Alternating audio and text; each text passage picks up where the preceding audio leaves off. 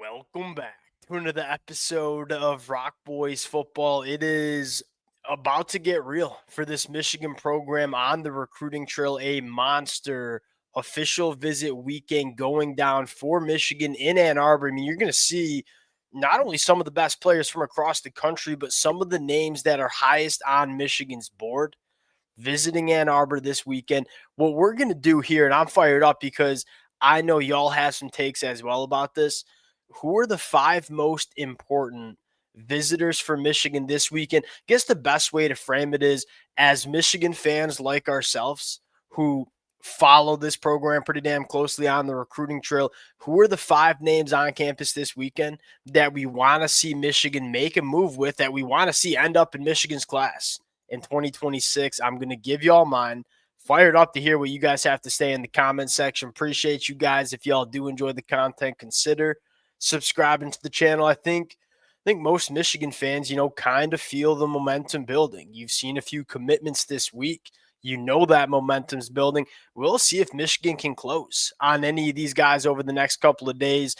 Number one coming on the list, it's the number one running back in the country, and what I would say is probably the most important target. If you were to strap up Sherrone Moore to a lie detector and said, hey, who's the one guy you don't want to leave the 2020 cycle without? It's probably Savion Hiter. This kid rocks. I mean, he's a guy that checks every single box that you were looking for at the running back position. Phenomenal contact balance, home run hitting ability, tremendous feel as a ball carrier as well, which, look, really important. I mean, you can talk about all the athletic profiles you want. I mean, Donovan Edwards had a phenomenal athletic profile coming out of high school. The feel for the running back position never fully got there. I mean, Savion Hiter, he shows you that he has that feel at the high school ranks. This kid moves like water, best running back in the class. And, I think Sherrone Moore knows, the blueprint of this football program is running the football. Sherrone Moore is going to work his tail off to have an elite offensive line, and look at that class that Michigan brought in 2025. But you feel like the offensive line is going to be a bunch of ass kickers.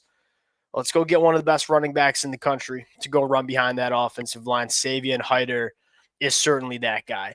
Number two on the list, and this is where it gets fun because we haven't talked about this kid one time, and I'll just put my hand up and say that's probably on me. This kid freaking rocks. Salosi Moa from the state of Utah. He's like the out west version of Joey O'Brien, and that's kind of a deep cut. I'm sure many Michigan fans know the name Joey O'Brien from Pennsylvania. This kid's one of the best two-way, if not the best, two-way football players in the country out there in the state of Utah.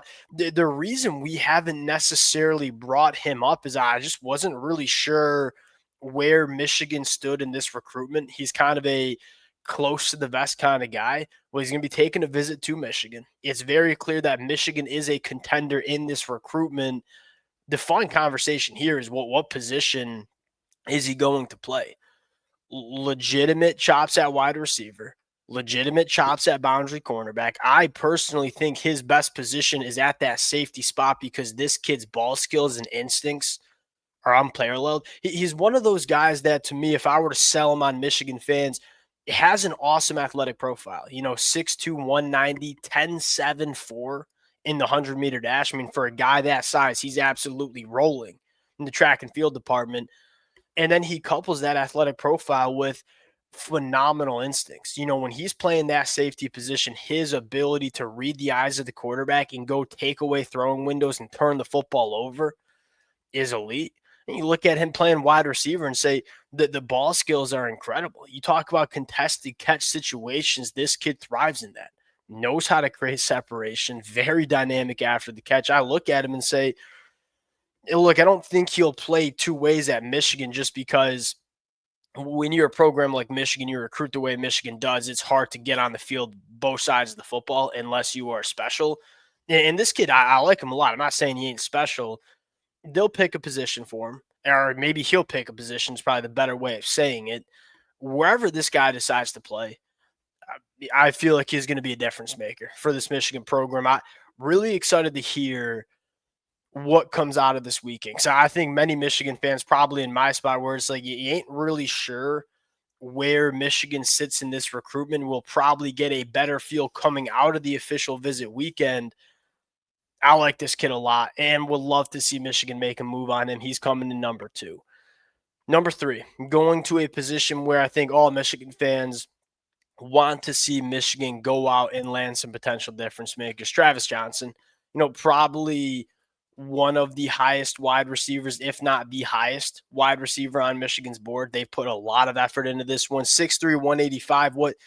What I love most about Travis Johnson is you look at the profile and say, all right, 6'3", 185, probably just a vertical pass catcher. And don't get me wrong, his ability to work vertically down the field and take the top off the defense, it's certainly there.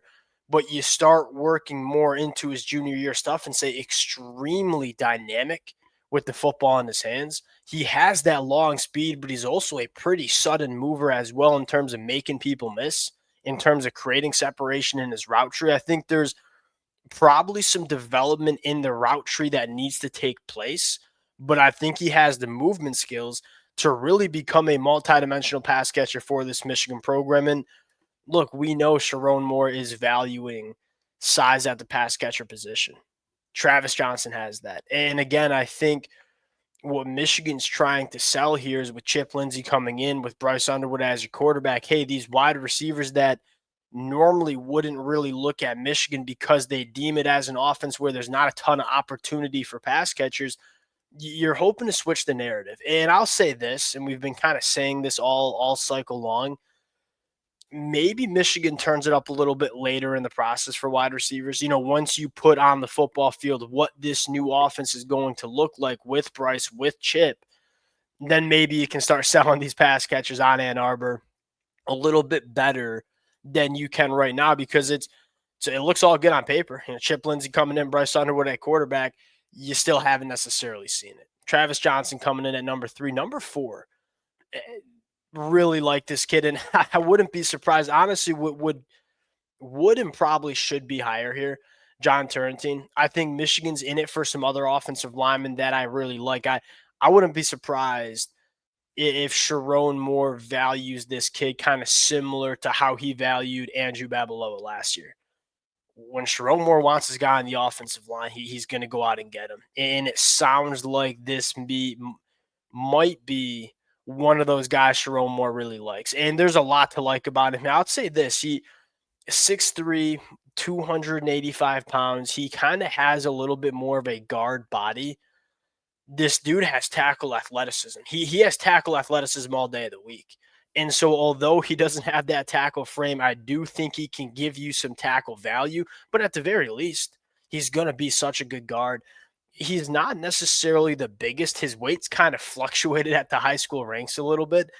All the weight on his frame, though, is really good. This kid carries that weight exceptionally well. Really good throwing metrics in terms of track and field. That shows up on the tape. Really powerful kid at the point of attack. Really good hand placement. He's a guy that gives you a really high floor at multiple different positions, which I think matters a lot. I mean, you talk about putting out your best 5 offensive linemen. You want a guy that you can play at right tackle, but you also can play at guard. And I think John Tarantine's probably that guy. And you look at what it might look like for him at Michigan. While Michigan has a guy like Andrew Sprague, guy like Ty Haywood, or a guy like Andrew Babaloa, maybe he works at guard early in his Michigan career and potentially makes the move out to tackle as he gets a little bit older in that Michigan program. I think Michigan's got a plan for him. I think he's one of the highest offensive linemen on Michigan's board. And similar to Andrew Babaloa, it sounds like he very much values the academic side of things, which I think very much helped Michigan in the Andrew Babaloa recruitment. We'll see if it can do that with John Tarantine as well.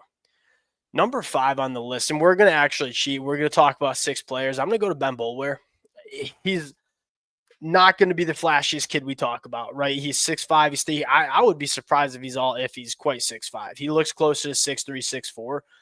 He's a leverage monster. He's one of those few defensive linemen that, yes, he wins because he's a very powerful individual, but he knows what he's doing. He brings his lower half, a little bit of a different flavor than a guy like Alistair Vallejo we talked about the other day.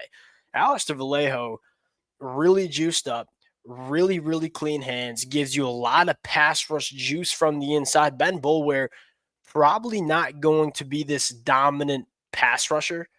He's a hammer against the run. He's extremely powerful. He's that dirty work guy you want in the middle of the defensive line that, he ain't going to go for 10 sacks and 15 tackles for a loss, but he's going to eat up double teams. He's going to be a presence in the middle of that defensive line. He's going to allow other players on this defense to be really productive.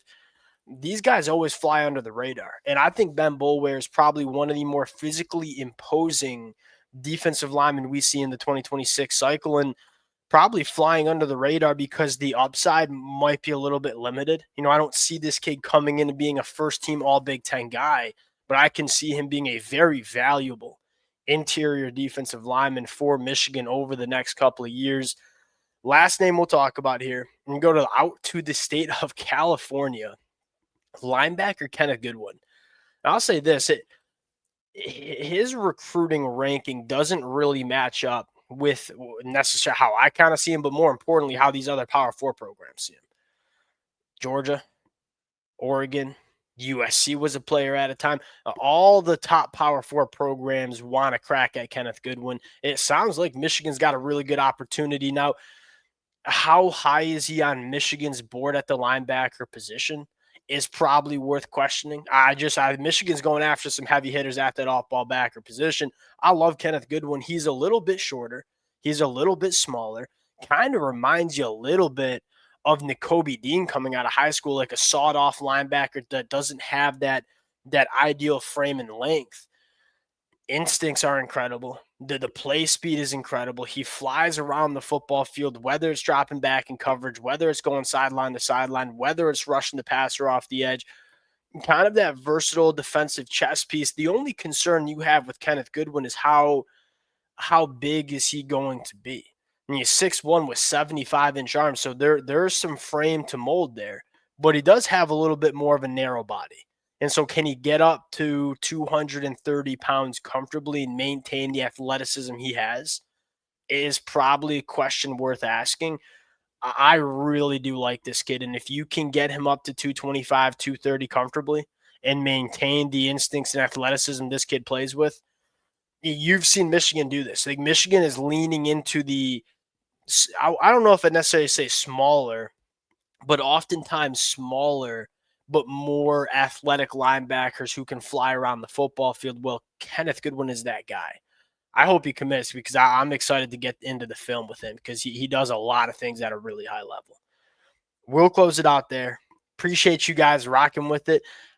Again, I think what I'll stress here is that it seems like Michigan is ready to start having those big boy conversations that you need to have to land those big boy recruits. And we'll see what happens after this official visit weekend where you have a lot of these guys that Michigan values a lot coming onto campus. Appreciate you guys rocking with it. Please let it fly. And I know y'all have the visitor list as well. What names do you want to see Michigan come away with in this 2026 cycle? Appreciate you guys. We'll talk to y'all later. Peace.